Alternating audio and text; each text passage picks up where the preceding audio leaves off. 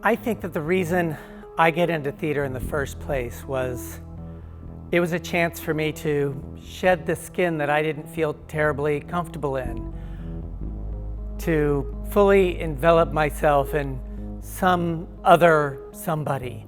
And I should say that I got into theater at the age of 9, and after trying so many other things as a young person. I tried swimming, I tried judo, I tried guitar and other things, and nothing stuck, but theater stuck. It became part of my soul, part of who I was, and it gave me the freedom to create other worlds for myself. And I was just so grateful in 1967 when I went to the Alley Theater and found theater as a love of mine, and I was able to play a role. Of course, I wasn't able to play roles that I wanted to because of my gender expression at the time.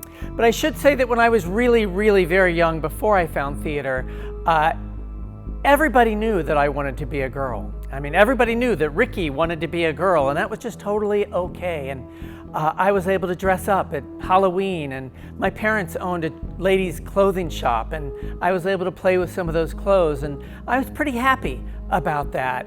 And I'm not sure exactly when it happened. I want to say it was probably around 5 or 6. I really don't know, but it became clear that in our upper middle class, Jewish, Southern family, that it was not okay for Ricky to be a girl. It was a shanda for the neighbors, as my mom would say. And it became very clear to me that I had to wear a mask that I didn't feel 100% was me. I was comfortable in it. I subscribed to that thing. I became the epitome and the stalwart of young masculinity. I was tough, I was strong, I was homophobic, I was transphobic. I was all those things that a little Texas boy was supposed to be at that time.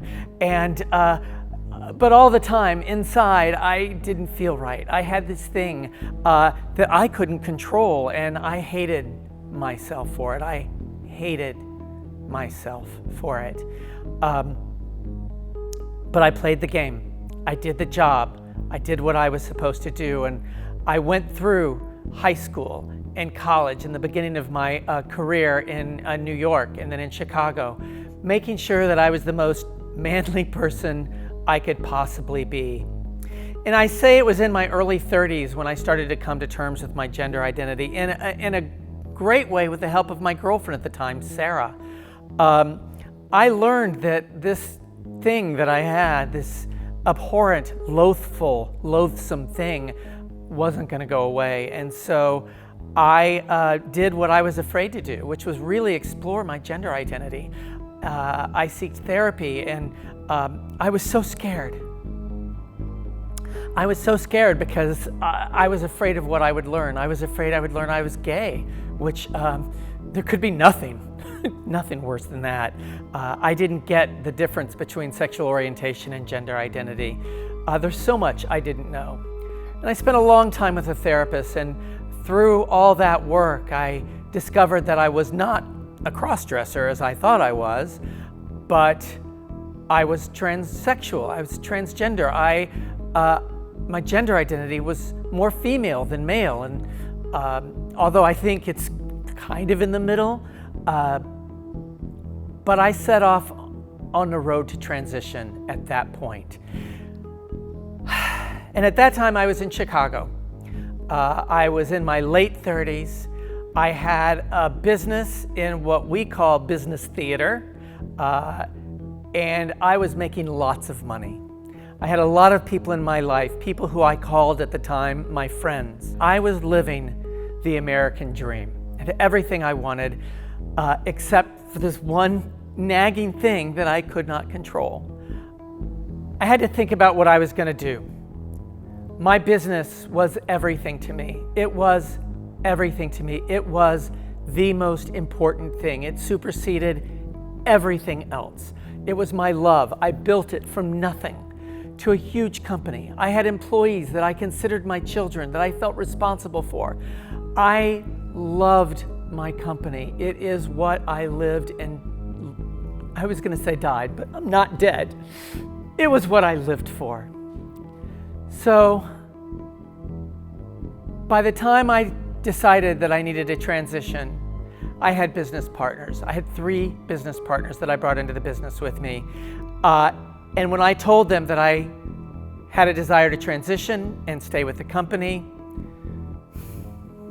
all hell broke loose.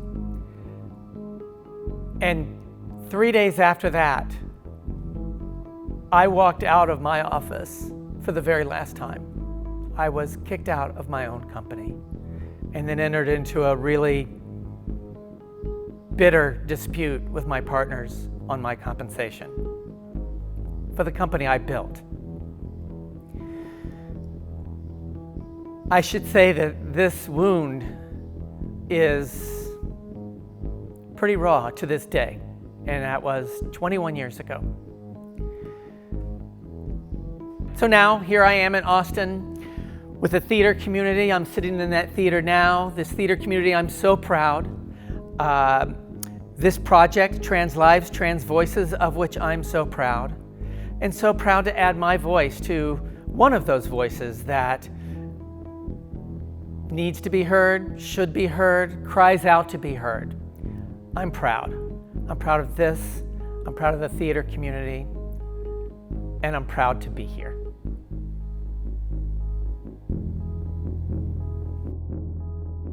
All right. We're going to make that happen.